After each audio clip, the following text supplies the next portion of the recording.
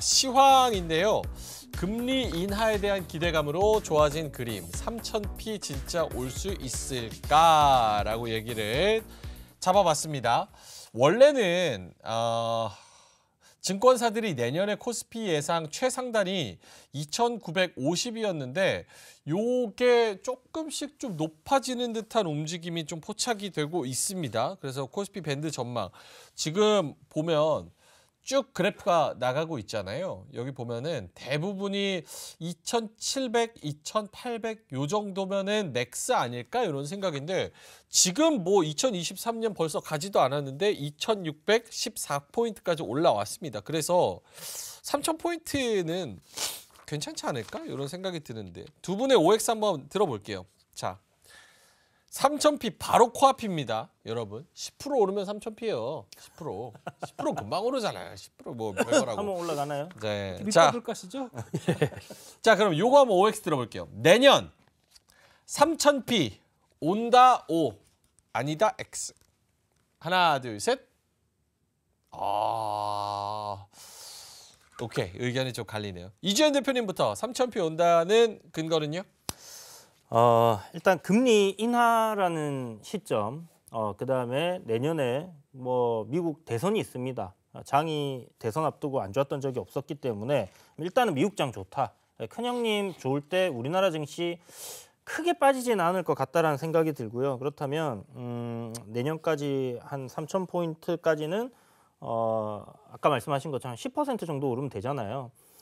S&P 500 지금 전망치가 한 5,100에서 5,200 정도 지금 나오고 있는데 그 정도 상승 간다라고 했을 때 국내 증시가 조금 더 아웃퍼폼 저는 할 가능성이 내년에는 더 높다라고 생각하는 이유가 금리 인상을 할 때는 자금이 세계 풀려 있던 달러들이 미국으로 돌아가면서 이제 문제가 발생을 하는 건데 이게 이제 금리 인하 시점으로 돌아갔을 때는 다시 이머징 마켓으로 자금들이 돌아갈 가능성이 굉장히 높겠죠.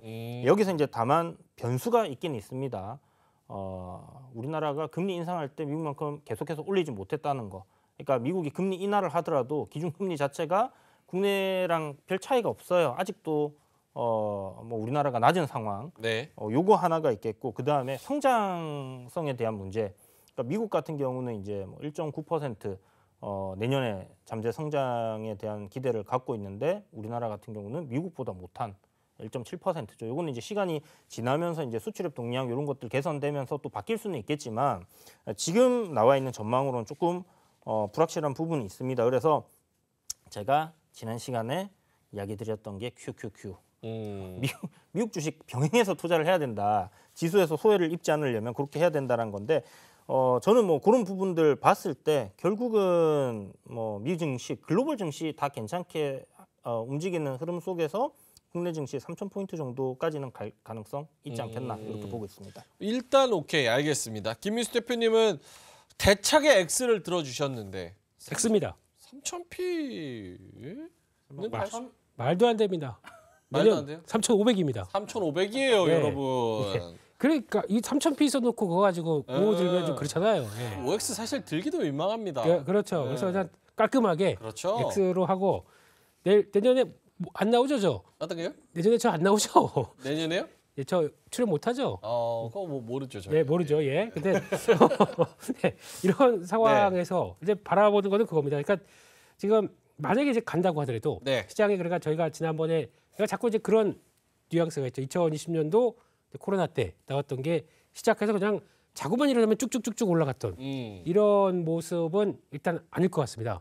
아닌 것 같은 쪽이 일단 아직 기대감이 좀 많아요. 금리나 빠르게 할 것이다. 근데 우리는 거기에 못 따라갑니다. 아직 좀 산적한 문제들이 많고 그러면 내년에 어떤 변화가 나와야 되냐면은 주식적으로 관심이 높아서 유동성이 좀 들어와야 됩니다. 아하. 이게 들어오면서 같이 맞불을 놓기 시작해야 되는데 그게 좀 확인이 되기까지는 좀 시간이 걸릴 것 같고요. 그러니까 만약에 여기서 한나게 레벨업 시도했다가 다시 주춤했다가 하는 이런 출렁임들이 상당히 커지면서 나중에 나온 결과가 그렇게 될 것 같은데 내년은 그냥 중요한 게 아까 또 보다 보니까 증권사 지수 때 이렇게 쭉 보다 보니까 아하 느낌이 오더라고요. 네, 일률적으로 2,800 거기서 고점 비슷하게 맞춰놓고 밑으로는 이제 대충 해놓고 그러면 항상 증권사 전망치는 다 돌파시킵니다. 네, 그것도 시원하게 돌파합니다.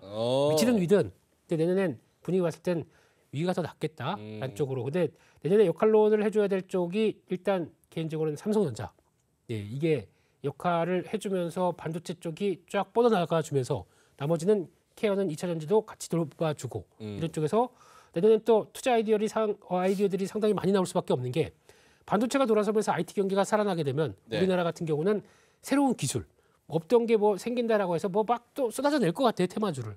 그러면 그걸 가지고 끌어내는 시장 변화들은 아마 더 매매하긴 더 환경이 좋아질 수 있기 때문에 마지막 관문 혹시나 뭐 대주주 양도세 가지고 너무 시장이 출렁거린다고 슬퍼하지 마시고요.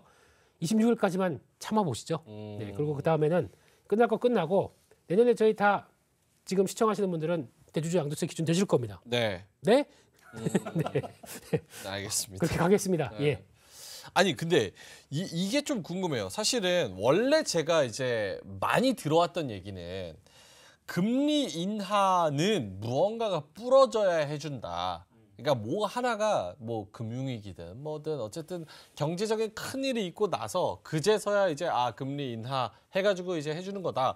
근데 내년에 벌써 3월 달부터 금리 인하를 뭐 한다라는 얘기가 지금부터 있다고 하면 사실은 경제 위기라고 우리가 많이 좀 경계감이 있었는데 요렇게 해서 그냥 좀 흐지부지하고 흘러가는 거 아니에요? 그러면은 우리나라도 미국이 성장한다고 하면 당연히 거기다가 반도체, 자동차 지금은 우리 경제 체제 자체가 중국 익스포저를 좀 줄이고 미국 익스포저를 많이 늘려놨으니까 미국이 잘 되고 내년에 금리 인하하고 경기가 좀 살아나고 성장한다 그러면 우리도 어느 정도 좀 물론 배는 고프겠지만 좀 살 수 있을 정도로 그렇게 잘 쫓아가는 거 아닌가? 그러면 3,000P랑 시장도 막 그렇게 걱정할 거는 없지 않나? 이런 생각이 좀 드는데.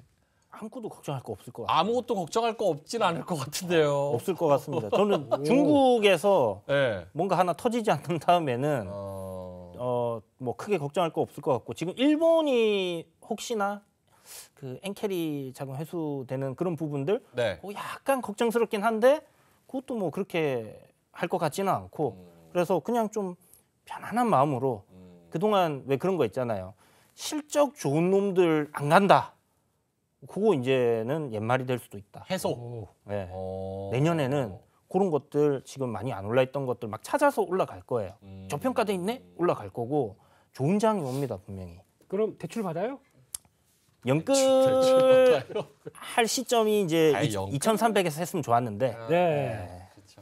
일단은 오케이. 아무것도 이주연 대표님은 너무 불리시해요. 너무 낙관주의자. 너무 낙관주의. 그걸 감안하시고. 네, 예. 감안하시고 들으세요, 여러분. 김민수 대표님은 어떠세요? 걱정할 게 좀 있습니까? 많죠. 뭐 있어요? 예. 부동산 PF? 걱정 인형이에요. 걱정 인형. 걱정 인형. 예. 두 분 성향이 잘 맞네요. 네. 케미가. 예. 거기다 뭐 내년 같은 경우도 뭐 선거철이고 뭐고 하면 선거철이고. 끝나고 나면 또 뭐가 어쩌고저쩌고 그러는데 기조 자체는 이게 아마 출렁이면 좀 심할 것 같아요. 이제 기조 자체가 이렇게 우상향으로 맞춰지는 출렁임들. 그래서 아마 또 그럴 때마다 이제 엇박자 타기 시작하게 되면 정말 재미가 없을 것 같은데 그리고 그냥 뭐 이주연 대표님 말씀처럼 그냥 하나 믿고 그냥 쭉 가겠다라는 쪽으로 나가게 되면 의외로 밀릴 때마다 사게 되면 나을 수도 있겠죠. 근데 오늘 같은 경우도 변화가 나온 게 아까 말씀하신 것처럼 오늘 중국은 상하종합지수는 한 1% 빠졌습니다. 네. 저희는 1.7% 올랐습니다. 영향을 전혀 안 받는다는 얘기죠. 그러니까 따로 가겠다는 의도가 오늘 같은 날도 나오기 시작하는 거죠. 그러면 이런 거 봤을 때 물론 아직까지 교육 비중이 중국과의 교육 1위, 2위에서 왔다 갔다 하는 비중이 그렇게 크게 차이 나지 않기 때문에 영향을 끼치겠지만 그런 거보다 봐야 될 거는 따로 있다는 쪽으로 나가다 보면은 결국에는 이런 식으로 나가는데 고려해야 될 건 많습니다. 또 그 글로벌 정치에 한해고 거기서 또 뭐 때문에 이거는 저희가 또 왜 그런 글로벌 나오는 모든 이슈를 가지고 좋은 것보다 나쁜 거 가지고 먼저 반영하려고 하잖아요. 그렇기 때문에 그런 거 가지고 뭐 시가는 낮았다가 종가는 다시 올라가고 하는 네. 이런 변동성 잘 이겨내면서 가야 될 한 해가 아닌가 싶습니다. 그러면 지금 사실 어느 정도 빅 이벤트의 타임라인은 좀 나와 있는 상태잖아요. 네. 미국 대선, 우리나라 총선, 거기다가 금리 인하에 대한 스케줄, 타임 스케줄 이런 게 대충은 지금 예상을 하고 있는 상황이고 상저하고 상고하저 뭐 이런 얘기를 했을 때 어떻게 예측을 좀 할 수가 있을까요? 이게 개인적인 생각인데 네. 미국에서 금리 인하한다라는 얘기 지금 한 3월부터 할 수 있다 이런 얘기 나오고 있잖아요. 네. 그쯤 되면 증시 조정 받을 것 같아요. 아. 실질적으로 이제 셋오프 약간 그러니까 재료 소멸 그 전까지는 기대감이 계속 올라갔다가 한번 조정을 받고 그리고 다시 또 움직일 것 같거든요. 근데 그게 이제 어느 정도 선까지 3월까지 어느 정도 선까지 올려놓느냐. 요게 이제 관건일 것 같습니다. 1월 달에. 네, 아니 3월 달에. 아, 그러니까 1월 달까지 어느 정도 선까지 올려놓느냐. 네네. 2월 초까지. 네. 그런 다음에 3월 달 정도 그쯤 돼서 이제 조금 조정이 나올 수도 있다. 네. 김민수 대표님은요? 중고하저입니다. 중고하저. 예. 아, 6월 달에가 피크 찍습니까? 온도와 함께? 이거 중고로 하죠. 아, 중고. 네. 아, 중고하죠. 중고하죠. 예. 네. 내년 6월 달에서 7월이 고점일 것 같습니다. 아, 6월, 7월이 고점이다. 네. 그리고 아마 아까 대선 얘기 잠깐 하셨는데 대선 앞둔 10월 달에 미국이 좋은 적이 한 번도 없습니다. 네. 기존은 살아 있다고 하더라도 막판 되면은 10월 달, 9월 달부터 영향을 끼친다고 하더라고요. 네. 그러면 국내 증시는 9월 달이 마의 9월입니다. 네, 또 내년에 어떻게 될지 모르겠지만 대주 양도세 뭐 그런 쪽부터 또 그 25년 가게 되면 금융소득세 또 얘기 나오죠. 예. 네, 이거 되기 시작하게 되면 뭔가 또 스물스물스물한 느낌이 나다 보니까 또 추석 전까지는 일단 지수 강하다. 그러면 또 챙길 거 챙겨놓고 그다음에 또 봐야죠. 맨날 왜 이렇게 가야 됩니까, 한국 증시는?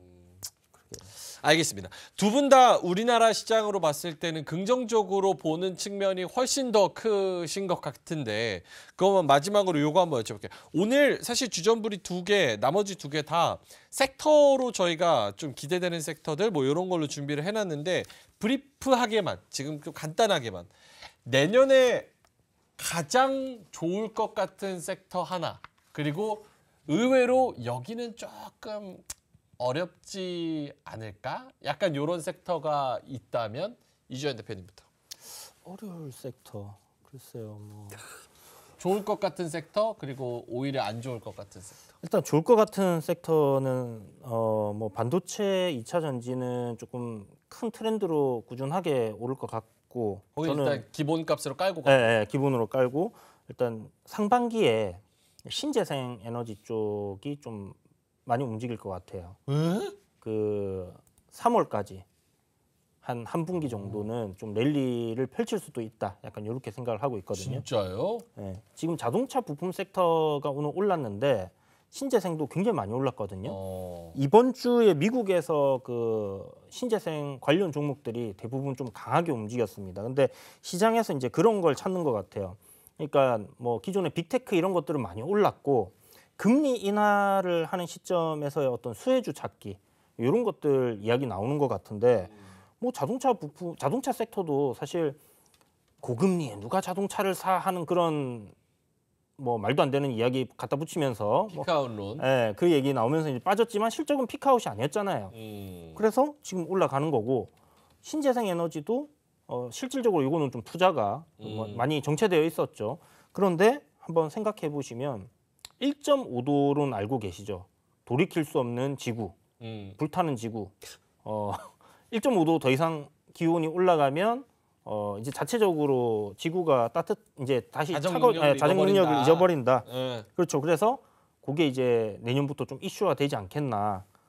신재생 에너지들 올라가는 거 금리 인하에 따른 투자 재개된다. 요 아이디어랑 맞물려 갖고 상반기 좀 괜찮을 것 같다. 많이 빠져 있었으니까. 굉장히 의외네요. 신재생 에너지. 오케이. 자동차 부품 섹터도. 자동차 부품 섹터도. 김민수 대표님은요? 네, 뭐 원고에는 그냥 쓰느라고 뭐 반도체 2차 전지를 썼지만 네. 1월 달하고 해서 저는 3월 달 쓸게요. 3월 달까지 가장 뜨거운 쪽은 바이오 같습니다. 바이오. 네. 바이오도 좋습니다. 가능성 있죠. 네, 바이오 갖고 이제 가야죠. 가야죠. 네. 지금 보니까 이렇게 보고 있으면은 뭔가 이렇게 막 좀 꿈틀꿈틀거리죠? 예, 욕구가 차서 다음을 준비해요. 팍팍팍 터지고 있어요. 지금 HLB 보세요. 예, 셀트리온도 그렇고. 이런 거 좋으네요. 이런 거 손으로 표현하는 손으로 말해요. 손으로 말해요. 네, 뭐 이게 마지막인 것처럼 그렇게 가세요. 예, 마지막이라고 그래서. 네, 그렇습니다. 열심히 하시네요. 예, 되게 열심히 하십니다. 예, 그런데 이걸 봤었을 때 바이오 쪽에 또 하나 자극을 시킬 수 있는 게 또 정책하고도 맞춰 있지 않습니까? 예. 첨생법. 요거에 대해서 또 손봐주기 시작하고 그런 흐름 나가기 시작하게 되면 또 내년에 또 신약 모멘텀들도 쭉 나오고 그렇게 되면 의외로 또 잠잠했던 섹터 중에 하나고 금리 인하로 인해서 장을 시킬 수 있는 또 하나의 섹터이기 때문에 이쪽이 강할 것 같은데 그래서 일단 초반에는 바이오 잘 보자라는 쪽으로 준비 좀 해야 될 것 같고요. 그밖에 또 보다 보니까 유통 쪽은 안 좋을 것 같습니다. 내년에 유통 쪽 같은 경우는 아마 여전히 지금 그 알리익스프레스의 타격들 이거 들어오고 있고 거기다가 또 내수 소비 심리 아직까지는 좀 뭐 뚜렷하게 좋아지는 게 없기 때문에 네. 거기서는 좀 걱정을 해야 될 것 같습니다. 네. 오케이, 알겠습니다. 두 분이 신재생 에너지, 바이오, 자동차 부품 요거 내년 초 중반 요때 좀 봐야 되지 않을까 이렇게 말씀을 해주셨네요. 뭐 이제 2023년도 좀 지나가고 있고 새해도 다가오면서 좀 설레임 가지고 내년에는 뭐가 올라갈까 이런 의미에서 한번 여쭤봤습니다. 이로운 경제 채널 EBC